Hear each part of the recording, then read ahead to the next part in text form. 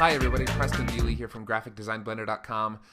Today I wanted to answer another reader question, and this question comes from Sarah on Facebook. She wrote in and she said, is it important to write a contract for small projects such as a Facebook timeline cover, design, etc.? I feel like the time it would take me to draw one up and send it out, I'd have to charge almost as much for that as I would for the design. It's a great point, Sarah. I hear all the time from designers, and I ask myself this all the time. Do I have to have a contract on every project? Now, a few of you who have been reading Graphic Design Blender for a long time and know me well know that I'm a huge proponent of contracts. I think they're super important. I wrote an entire ebook and made an ebook bundle.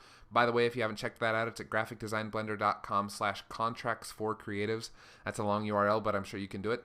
And so I'm a huge proponent of contracts. I think they're super important. However, there are a few cases where, and maybe this is one of them, Sarah, that you talk about, where it would take you maybe half an hour to do a particular design project, and you don't need to work up a contract for that, or you feel like you don't need to work up a contract for that.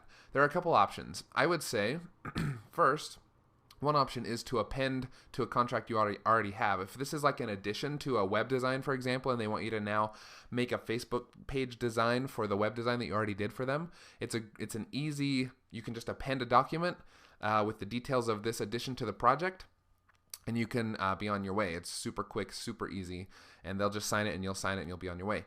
The other option, though, to be completely honest, and you might be shocked by this, those of you who know me pretty well, I would say you may not need a contract. If it's literally going to take you as long to draw up the contract, like you said, Sarah, as it is to design the project, then I would argue that it's not worth it, because the worst that can happen is they decide not to pay you for a half an hour's worth of time. Now, are you out half an hour's worth of money? Yes, but what if you draw up a contract, they sign it, that takes you a half an hour, and then you do the design project, that takes you half an hour, and then they don't pay you. Then you're out an hour's worth of work, and you have to go to small claims court and all of that garbage just to get an hour's worth of pay. So my philosophy actually is contracts for big projects, written deals, kind of unofficial contracts, but definitely written deals more than verbal deals on smaller projects that with people obviously that you trust. So that's my take on it. I'd love to hear what everybody else has to say. Go ahead and leave a comment on this video or on graphicdesignblender.com on the blog post.